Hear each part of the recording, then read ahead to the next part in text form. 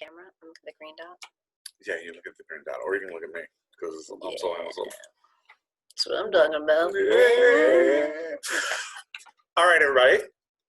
Welcome to our conversation today. I have a very special guest. I have my wife with me. Hello, everyone. This is Wendy. We're reading a romantic comedy tonight, so she has agreed to come on and read the romantic comedy with me.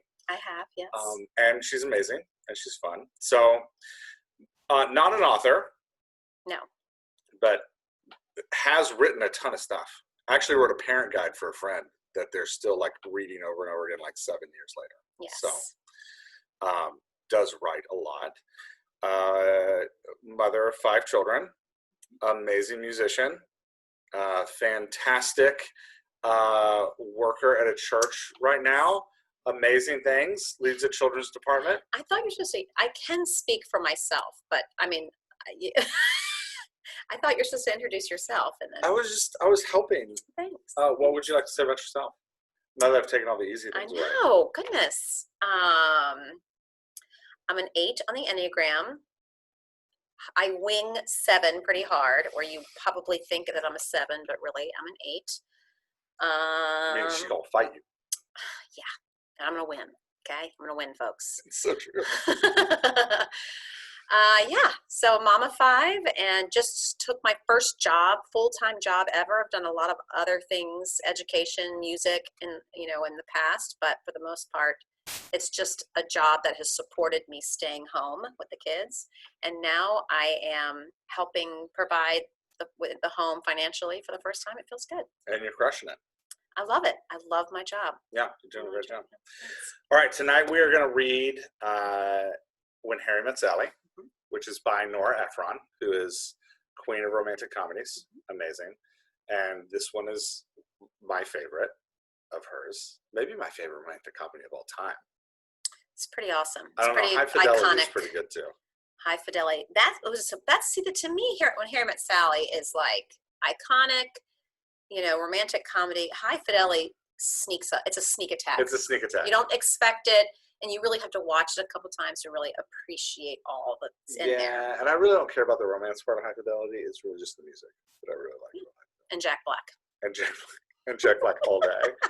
Yeah, I tried to read the book. Jack Black isn't the book, so not the same. All right, so yeah, but what do you like about When Harry Met Sally? Well, honestly, I really like the characters that are in between each scene, like the married couples that just pop in and they do little interviews kind of like this, and they're just, you can kind of get a glimpse into their world. I think, the New York couple that just, talk about the 84th floor, they just every story is just a little glimpse into the Japanese couple that's, he looked into the next village. I love all of that. So to me, beside the movie in itself, but I just love those little, popcorn couple interviews throughout. I think you already know this, but can I tell you something crazy? Sure. Those aren't real. I know, and that's those how awesome. Nora Ephron wrote those. It's just so real. Crazy. It really is real. Yeah, amazing. Mm-hmm. But it feels like they've been married. Yeah, they've been married forever. Talking forever. Mm-hmm. Yeah, she totally scripted it. Yeah. Which is what I love about Harry Met Sally is the writing is like amazing. Yes. It stars Meg Ryan and Billy Crystal. I was about to say Chevy Chase. And that's not right. That would have been embarrassing. That would have been embarrassing. I would have had to leave the podcast, and you'd have to read both parts. It stars Meg Ryan and Billy Crystal, and they're both incredible. All right, yeah. So, favorite scene in the movie? Oh, favorite scene? Favorite scene in the movie. Did we talk about this before? No, I'm totally just surprising you. Scene? I mean, I think you need to go first because I need to think of, like, I have lines that are popping out in my head, but like.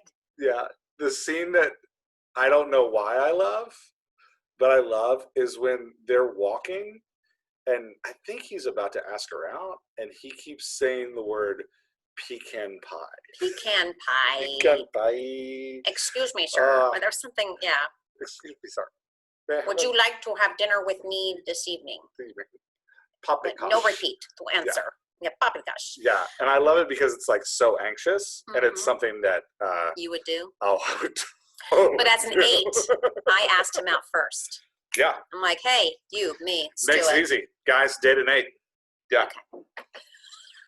What's your favorite? Okay. They've, the whole, I can feel the anxiety of single people all over the world being set up by their friends all the time. And there's this scene where, like, when Harry and Sally are trying to get they're trying to hook each other up with the other friend, and they're going out to eat, and they're in a restaurant, and their friends are the ones that actually are the ones connecting. And it's Carrie Fisher, and I can't remember the other guy's name, but anyway, they wind up like hitting it off, and then Harry and Sally are just sitting there like watching them, and then like they're leaving the restaurant, and this is like, okay, well, I guess, and this taxi pulls up, and like, we can take this taxi. Okay, see you, bye. And like, they just take off, and Harry and Sally are like, all right. And they get married, and then they have the whole wagon wheel. I mean, gosh, it's fantastic. But. Yeah, and the baby fish mouth. Baby fish mouth. Baby fish mouth. Baby fish mouth. Who says baby fish mouth? Baby Smith. Baby fish mouth is sweeping the nation. Yeah. Anyway, amazing. Beginning okay. to end. I'm gonna pull up the script, okay. and we're gonna read. So this is the opening scene. Oh, I gotta share my screen because you guys are just seeing me look at us. So I have to share my screen. That's how we're gonna do this. Okay. So just keep talking, and then technology is not me. Okay, so we're going to. This is the opening. Oh, there's a typo. It's okay. This is the opening scene. The only thing left out of this scene is there's a married couple that talks. It's actually not a married couple that talks. It's the scene where the woman does all the talking and the man just sits there and nods. It's a married couple where the woman does all the talking and the man sits there and nods. And then Harry says goodbye to his current girlfriend. Yeah, they're like making out outside of Sally's car. It starts awkward. Yeah. So it starts. So this is the meet cute, which is comes super early in this movie. Is the scene where the love interests meet each other for the first time, and like typically around the meet cute, we're going to be introduced not just to the characters, but to their kind of fatal flaws that they need to overcome in order to actually form a relationship with each other. So we're gonna meet Harry, we're gonna meet Sally, and they're like fatal flaws that in order to like overcome, that in order to have a relationship with one another. So you're gonna read Sally. Yeah, I'm not an actor. And then when we get to the waitress, I'll read the waitress with too. like, okay. Oh, you'll be the waitress? Oh, I'll be the waitress. I'm gonna do a funny voice. Why did that sound like, something from, because it'll hurt more. I don't know. All right. You twit. You twit. That's not this movie. That's a totally different movie. Name that movie. Name that movie. Thieves. Yeah. Kevin Costner does a Kansas accent the whole movie. Yeah, I don't understand. It's really weird. It's so awkward. And I keep saying awkward, but it really is. Like, everybody else has a British accent, and he's just like, I'm from Kansas. All right. So we are going to read the script. Okay, so you are Sally, and I am Harry, and I will also be the narrator. Okay. I'll do a fun voice of the narrator, too. Yeah, I think it needs an accent. Oh, yeah. Oh, no, I don't do accents. Harry and Sally in the car. If I do accents, on their way to people New become York. offended, so I don't do accents. All right. And we do have some British listeners, oh my gosh. I'm going to totally mess this up. I'm not an actor. Yeah, neither of us are actors. We're doing this to look at the script. This is about reading great scripts. Okay. All right. You have to start. Okay. Oh, I have to start. Harry and Sally in the car on their, it's supposed to be way, on their what? We're off to a great start. To New York. Harry and Sally in the car on their way to New York. I have it all figured out. It's an 18-hour trip, which breaks down into 6 shifts of 3 hours each, or alternatively, we could break it down by mileage. Harry climbs in to reach for something at the back seat. There's a map on the visor that I've marked to show the location so we can change shifts. Grapes? No, I don't like to eat between meals. Harry spits the pits out the window that was shut. And they like reflect. Okay. I'll roll down the window. Why don't you tell me the story of your life? Story of my life? We've got 18 hours to kill before we hit New York. The story of my life isn't even going to get us out of Chicago. I mean, nothing's happened to me yet. That's why I'm going to New York. So something can happen to you? Yes. Like what? I can go into journalism school to become a reporter. So you can write about things that happen to other people? That's one way to look at it. Suppose nothing happens to you. Suppose you lived out your whole life and nothing happens. You never meet anybody. You never become anything. And you finally die in one of those New York deaths, which nobody notices for 2 weeks until the smell drifts into the hallway. Amanda mentioned you had a dark side. That's what drew her to me. Your dark side? Sure. Why? Don't you have a dark side? No, you're probably one of those cheerful people who dots their eyes with little hearts. I have just as much of a dark side as the next person. Oh, really? When I buy a new book, I always read the last page first. That way, in case I die before I finish, I know how it ends. That, my friend, is a dark side. That doesn't mean you're deep or anything. I mean, yes, basically, I'm a happy person. Sorry, I love that. So am I. And I don't see that there's anything wrong with that. Of course not. You're too busy being happy. Do you ever think about death? Yes. Sure you do. A fleeting thought that jumps in and out of your transient. Oh, sorry. Sure you do. A fleeting thought that jumps in and out of the transient of your mind. I spend hours. I spend days. And you think that makes you a better person? Look, when the shit comes down, I'm going to be prepared, and you're not. That's all I'm saying. And in the meantime, you're going to ruin your whole life waiting for it? A while later in the car. You're wrong. I'm not wrong. You're wrong. He wants her to leave. That's why he puts her on the plane. I don't think she wants to stay. Of course she wants to stay. Wouldn't you rather be with Humphrey Bogart than the other guy? I don't want to spend the rest of my life in Casablanca married to a man who runs a bar. I probably sound very snobbish to you, but I don't. You'd rather be in a passionless marriage. And be the first lady of Czechoslovakia. Than live with a man you've had the greatest sex of your life with. And just because he owns a bar, and that is all he does. Yes, and so had any woman in her right mind. Women are very practical, even Ingrid Bergman, which is why she gets on the plane at the end of the movie. They pull up to a roadside cafe. I understand. What? What? Nothing. What? Forget about it. For what? Forget about what? It's not important. No, just tell me. Obviously, you haven't had great sex yet. 2, please. Right over there. Yes, I have. No, you haven't. It just so happens that I've had plenty of good sex. Silence. The whole restaurant looks at Sally. Sally realizes what she had done, walks carefully with a tilted head toward the table. With whom? What? With whom did you have great sex? I'm not going to tell you that. Fine, don't tell me. Shell Gordon.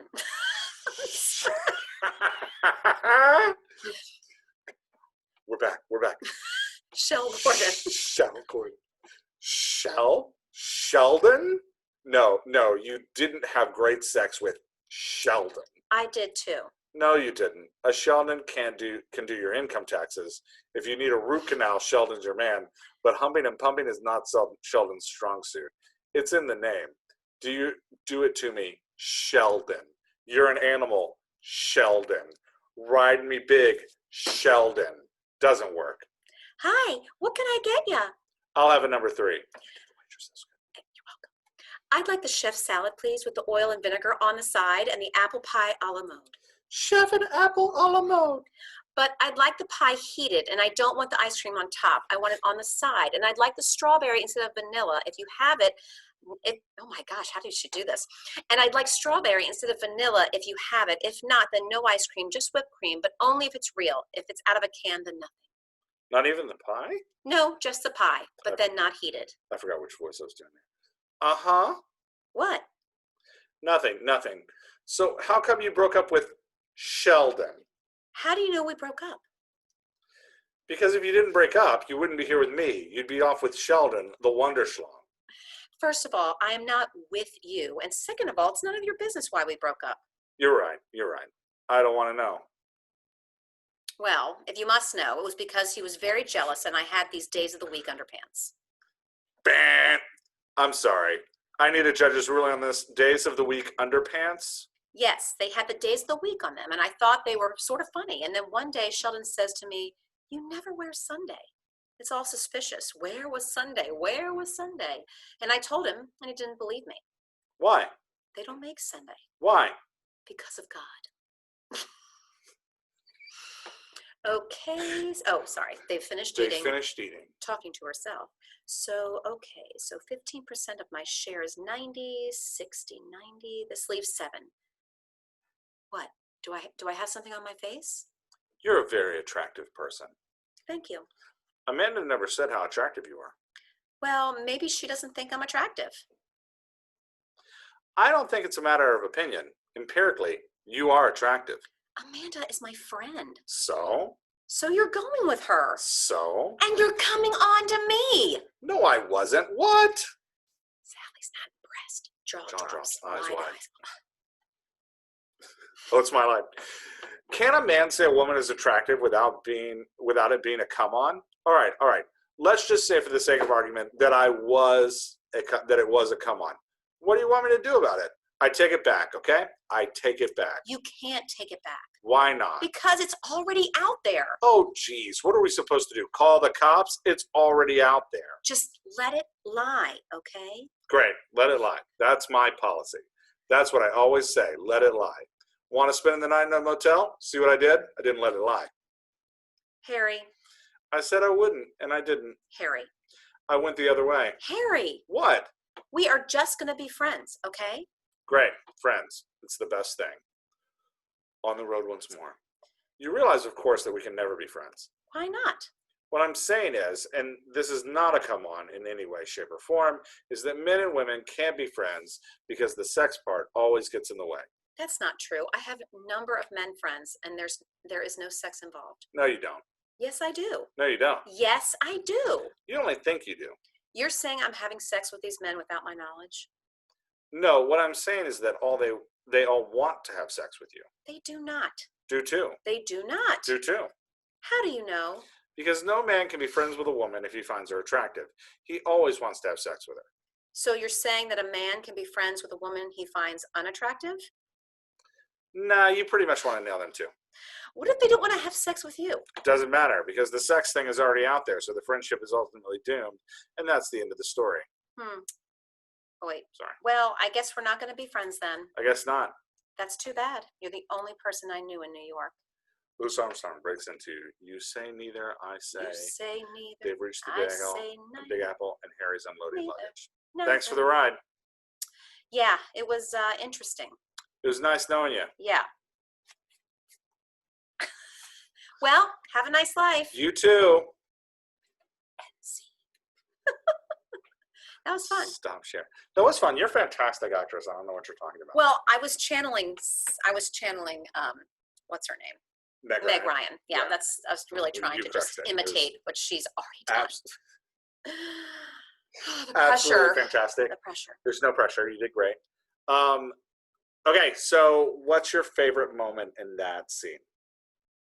I really want you to go first because I think that helps me think through things that I want to think about. Okay. I think Harry has the better lines.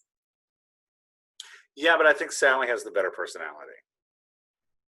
Well, I mean, yeah. That's it. Like Harry's an antagonist who's just bitter. Yeah, about the if world. we're talking about okay, so let's talk about that. So this is the first this is the meet cute. Yes. You meet the two characters in the meet cute. It's like the first time that this is the future couple that we're striving toward. Mm-hmm. So in my opinion,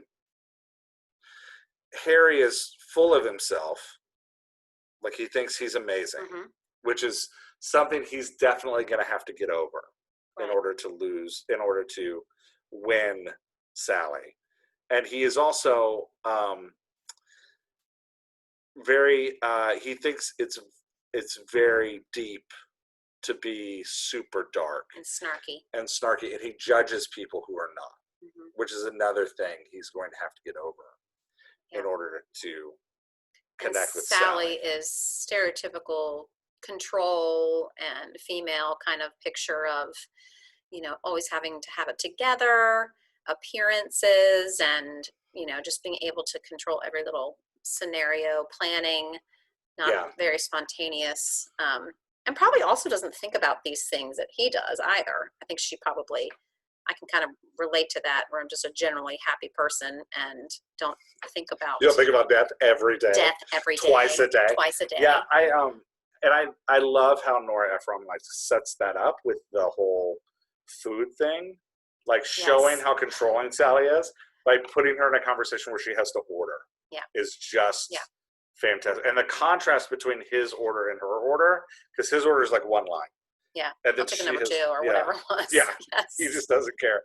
And then she has this long, like, you know, on the side, a la mode. Mhm. Yeah. It's And you can kind of picture these people in your, I'm sure you know people in your world, in your life now that are like this. It feels very stereotypical to me of, you know, male and female. Yeah, she's kind of hit like 2 stereotypes and was like crunching them together. Yeah. Yeah, which was really great. Yeah. Was there a part about it you really liked? I can't really think of a favorite. I have other favorites. And I think what I like, I always think of the part where he's like watching her be high maintenance with ordering her food. And he even brings it up later in the movie, which is another scene I really like, where he's telling her, you're the worst kind of high maintenance because you're high maintenance and you're high maintenance. You think you're low maintenance. Yeah. Yeah, I think that's hysterical. It all comes back. But yeah, I don't really have a favorite part of that scene. Their facial expressions are fantastic. The way they deliver lines as actors is just, they nail it. You know, her face is a disgust where she's like, oh. Anyway. Yeah, it's really great. I think my favorite part of this script is to see. So you get this, like, Harry is not actually into Sally. In this, he thinks he's too full of himself to actually like recognize that anyone else is near him or around him or with him. Like, he's so full of himself that he can't even like focus on her. So I think what I love about the scene is that in the middle of it, he just decides to go ahead and go for it anyway. Which Nora Ephron sets up really great with this whole like come on of being like her being attractive, and then like denying that she was attractive, but then like, I'm not gonna let it lie. Like, I didn't let it lie. Yeah. Look at what I did. Look what I did. I didn't let it lie. Like, he's like giving her some kind of gift, which I think is such a like amazingly douchey thing to write. Well, and then of course she's the one that's like, okay, well then we'll just be friends then.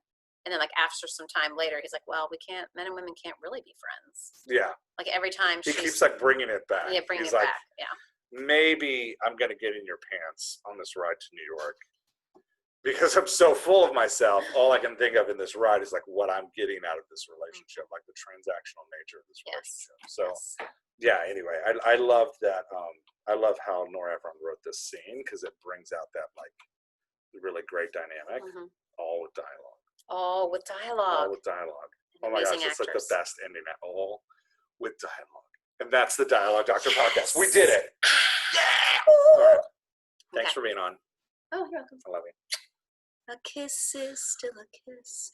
A sigh is just a sigh. I don't even know those words. Close it up. I'm stopping the recording.